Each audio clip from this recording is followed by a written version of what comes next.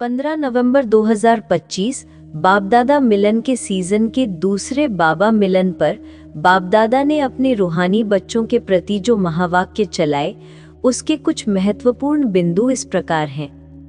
बाप दादा ने कहा कि आज वे अपने अखूट अविनाशी खजानों के मालिक बच्चों के 3 विशेष जमा खातों को देख रहे हैं।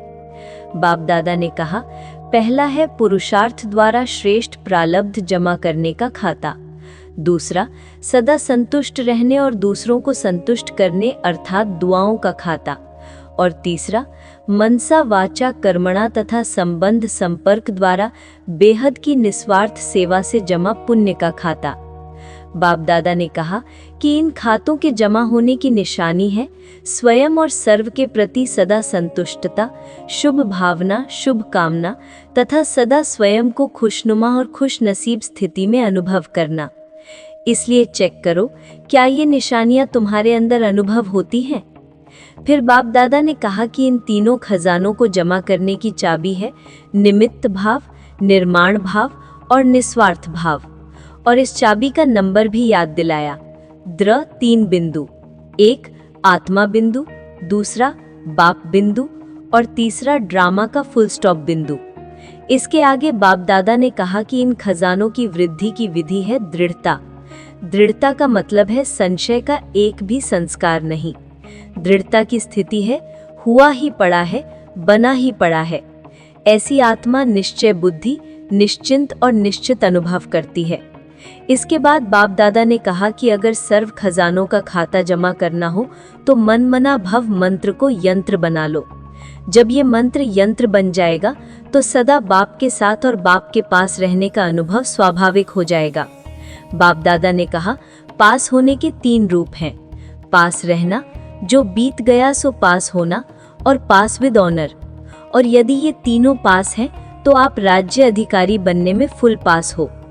फिर बाप दादा ने कहा कि अब समय के अनुसार हर समय एवर रेडी रहना ही होगा। जब तुम कहते हो मेरा बाबा, प्यारा बाबा, मीठा बाबा, तो प्यारे बाबा के समान बनना कठिन नहीं रहता।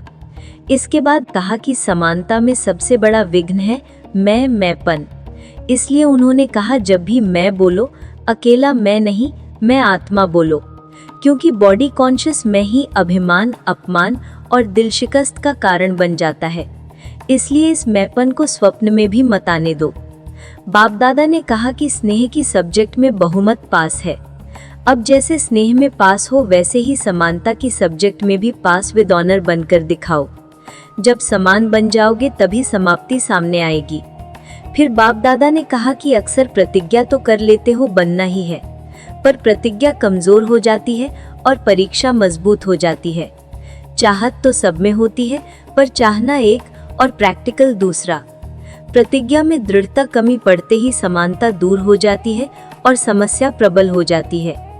इसके आगे बाप दादा ने कहा कि शास्त्रों में हनुमान को महावीर कहा है, लेकिन उनकी पूंछ भी दिखाई है जो मैंपन का प्रतीक है। जब तक महावीर इस पूंछ को नहीं जलाएगा तब तक लंका, पुरानी दुनिया भी समाप्त नहीं होगी। इसलिए अब इस मैं की पूंछ को जलाओ। इसके लिए चाहिए ज्वालामुखी तपस्या, साधारण नहीं शक्तिशाली याद। फिर बाप दादा ने कहा कि अब मन में ये धुन लगी रहे, समान बनना ही है, समाप्ति को समीप लाना ही है। इसके बाद बाप दादा ने कहा, आप बाप समान दयालु, कृपालु, रहमदिल आत्माएं हो। आज दुनिया में दुख बढ़ रहा है, इसलिए दुखियों पर रहम करो।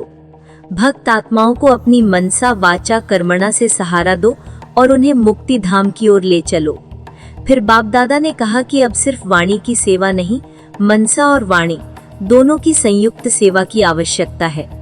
चलते फिरते आपकी चाल, आपका चेहरा, आपकी चलन सब बाप का परिचय दें।